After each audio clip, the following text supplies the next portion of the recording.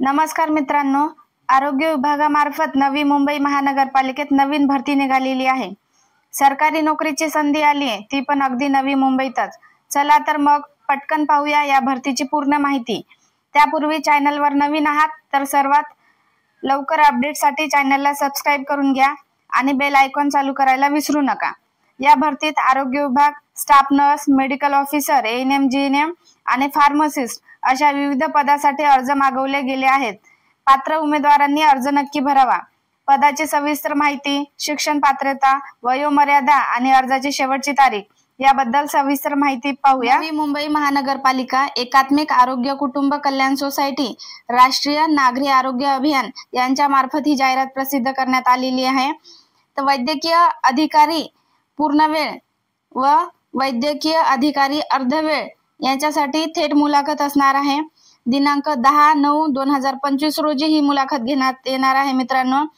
नंतर staff nurse, ANM, औषध निर्माता यांच्यासाठी इच्छुक उमेदवारांनी विहित नमुन्यात अर्ज आरोग्य विभाग, 3रा मजला, नमुप मुख्यालय, प्लॉट नंबर 1, सेक्टर 15, किल्ले गावठण जवळ, सीबीडी बेलापूर, नवी मुंबई येथे दिनांक 26/8/2025 ते 11/9/2025 पर्यंत सादर करायचे आहेत। म्हणजे याची सुरुवातीची तारीख असणार आहे 26/8/2025 आणि शेवटची तारीख असणार आहे मित्रांनो 11/9/2025। तर आपण पुढे बघूया संवर्गानुसार पदे आणि त्याची शैक्षणिक अर्हता।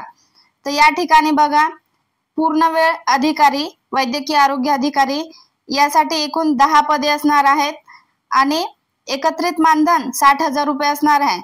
तर वयोमर्यादा किती असणार आहे आपल्याला 70 वर्ष वयोमर्यादा असणार आहे। तर शैक्षणिक अर्हता बघूया। मान्यता प्राप्त विद्यापीठाची MBBS पदवी असणे तुम्हाला गरजेचं असणार आहे। त्यानंतर मेडिकल काउन्सिलिंग नोंदणी बंधनकारक आहे, म्हणजेच येथे तुमचं रजिस्ट्रेशन आवश्यक आहे। त्यानंतर शासकीय स्थानिक संस्था किंवा ट्रस्ट, खाजगी याच्या संबंधित क्षेत्रातील अनुभव असणे गरजेचे आहे मित्रांनो तुम्हाला। त्यानंतर बघूयात आपण दुसरं पद, वैद्यकीय आरोग्य अधिकारी अर्धवेळ यासाठी तुम्हाला वयोमर्यादा सारखीच असणार आहे 70 वर्ष आणि 30,000 रुपये एकत्रित मानधन तुम्हाला दरमहा मिळणार आहे। त्यानंतर शैक्षणिक पात्रता ही सारखीच असणार आहे। नंतरचं पद बघूया। नंतरचं पद आहे स्टाफ नर्स, हे स्त्रीसाठी असणार आहे, म्हणजे फिमेल वर्गासाठी असणार आहे। तर या ठिकाणी एकूण पदे असणार आहेत 6। यासाठी एज्युकेशन काय असणार आहे तर 12वी उत्तीर्ण आणि जनरल नर्सिंग मिडवायफरीचा डिप्लोमा तुम्ही पूर्ण केलेला असावा। त्यानंतर BSc नर्सिंग कोर्स पूर्ण असेल तरीही चालेल। महाराष्ट्र नर्सिंग काउन्सिल मध्ये तुमची नोंदणी बंधनकारक आहे, म्हणजे तुम्हाला इथे नर्सिंगचं रजिस्ट्रेशन केलेलं गरजेचं आहे। दरमहा तुम्हाला 20,000 रुपये वेतन मिळणार आहे। त्यासाठी वयोमर्यादा काय असणार आहे, ओपन साठी 38 आणि SC/ST कॅटेगरीसाठी 43 वयोमर्यादा असणार आहे। त्यानंतर संवर्गानुसार आता इथे पदे एकूण 6 आहेत। तर इतर मागास वर्गासाठी 2 पदे असणार आहेत। प्र साठी 3 पदे असणार आहेत। अधुग साठी 1 पद असणार आहे। असे टोटल 6 पदे असणार आहेत। त्यानंतर बघूयात आपण स्टाफ नर्स, पुरुषासाठी ही पदे असणार आहेत। तर हे एकच पद असणार आहे मित्रांनो। या विजासाठी हे 1 पद असणार आहे। वयोमर्यादा सारखीच असणार आहे आणि एकत्रित मानधनही तुम्हाला सारखंच मिळणार आहे। त्यानंतरचं पद बघूयात आपण एएनएम साठी। एएनएम साठी इथे शैक्षणिक पात्रता दिलेली आहे 10वी पास आणि एएनएम चा कोर्स पूर्ण केलेला पाहिजे। त्यानंतर महाराष्ट्र नर्सिंग काउन्सिल मध्ये तुमची नोंदणी बंधनकारक आहे, म्हणजे तुम्हाला रजिस्ट्रेशन झालेलं असावं। आता यासाठी तुम्हाला दरमहा 18,000 रुपये वेतन मिळणार आहे। वयोमर्यादा असणार आहे ओपन साठी 38 आणि राखीव साठी 43, म्हणजे SC/ST कॅटेगरीसाठी तुम्हाला 43 वयोमर्यादा असणार आहे मित्रांनो। आता एकूण पदे असणार आहेत 10।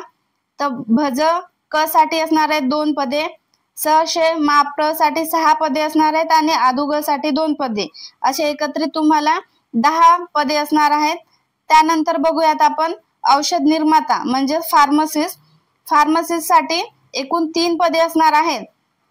त्यासाठी तुम्हाला दरमहा एकत्रित 17,000 रुपये वेतन मिळणार आहे आणि ओपन साठी 38 वयोमर्यादा असणार आहे। तसेच SC ST कॅटेगरीसाठी 43 वयोमर्यादा असणार आहे। त्यानंतर बघूयात आपण शैक्षणिक पात्रता काय असणार आहे। 12वी डिफॉर्म झालेलं पाहिजे मित्रांनो तुमचं, तसंच बी फॉर्म असेल तरीही चालेल। महाराष्ट्र काउन्सिलची नोंदणी असणे गरजेचं आहे, म्हणजे तुम्हाला या ठिकाणी डिफॉर्म आणि बी फॉर्म केल्याचं रजिस्ट्रेशन गरजेचं आहे। आता शेषमाप्र साठी 2 जागा असणार आहे आणि अधुग साठी 1 जागा असणार आहे, म्हणजे टोटल तुमचे 3 पद असणार आहेत। त्यानंतर आपण बघूया काही सूचना दिलेल्या आहेत अर्ज करताना। तर त्या सूचना आहेत वैद्यकीय अधिकारी पूर्ण वेळ अधिकारी आणि अर्धवेळ वैद्यकीय अधिकाऱ्यासाठी थेट मुलाखत असणार आहे 10/9/2025 रोजी सकाळी 10 ते 2 या वेळेत नोंदणी करणे गरजेचे आहे। मूळ कागदपत्राची छाननी त्याच दिवशी करण्यात येणार आहे आणि मुलाखतही त्याच दिवशी घेण्यात येणार आहे। त्यानंतर बघूया आपण स्टाफ नर्स साठी आणि ANM साठी आणि तसेच औषध निर्माता या पदाकरिता अर्ज भरला गेला असेल तर तुम्हाला कागदपत्रे हे आरोग्य विभाग 3रा मजला मपा मुख्यालय फ्लॅट नंबर 1 सेक्टर 15 किल्ले गावठण जवळ CBD बेलापूर नवी मुंबई येथे शासकीय सुट्टीचे दिवस वगळून बाय हँड म्हणजे तुम्हाला कुरिअरनेही पाठवता येणार आहेत, तसेच बाय हँड पण देऊ शकता। तर दिनांक असणार आहे 26/8/2025 ते 11/9/2025 पर्यंत तुम्ही अर्ज सादर करू शकता मित्रांनो। टपालाने आणि कुरिअरने सादर करण्यात आलेले अर्ज विहित कालावधीतच घेतले जातील।